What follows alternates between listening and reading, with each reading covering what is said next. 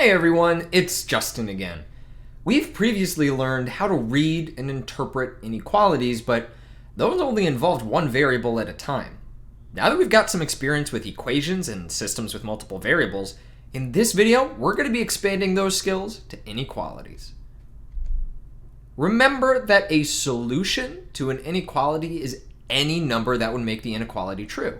If x is less than 5, that means x could be 4, or 2, or 0, or -3, or any other number below 5.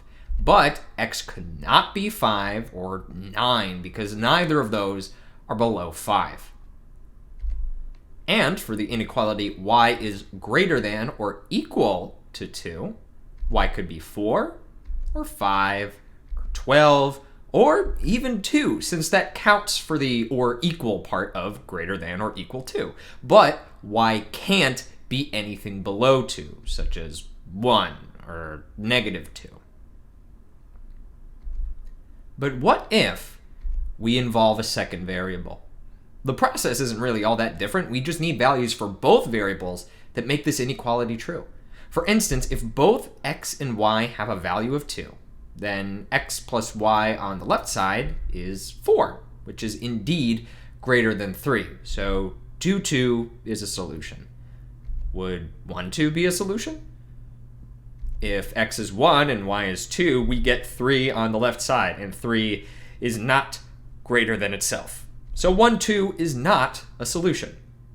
Let's try some bigger numbers like -97 and 105. If we use those values for x and y, they add to make 8, which is greater than 3. So even these bigger numbers form a solution. That one was a little too easy, so how about this one? Would 2, 5 be a solution? First, we replace x with 2 and y with 5, then simplify. 12 minus 25 is -13. So is -13 less than or equal to 20?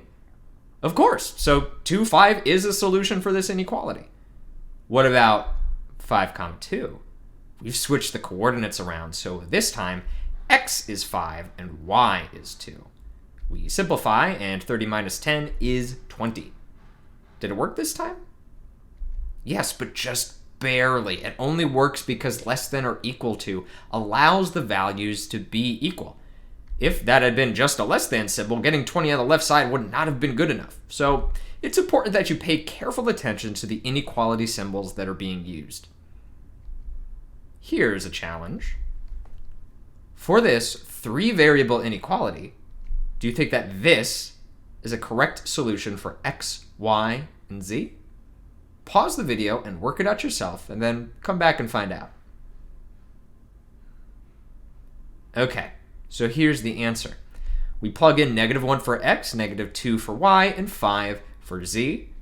Simplify, being extra careful with signs, and we end up with 11 is greater than 16, which is false.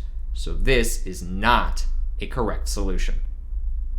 Testing solutions for multivariable inequalities is just as easy as testing solutions for equations. The inequality symbols just add an extra layer to pay attention to. Throughout the rest of this unit, we'll learn how to find our own solutions to inequalities with multiple variables, and then learn how to solve systems that involve inequalities instead of equations. See you later.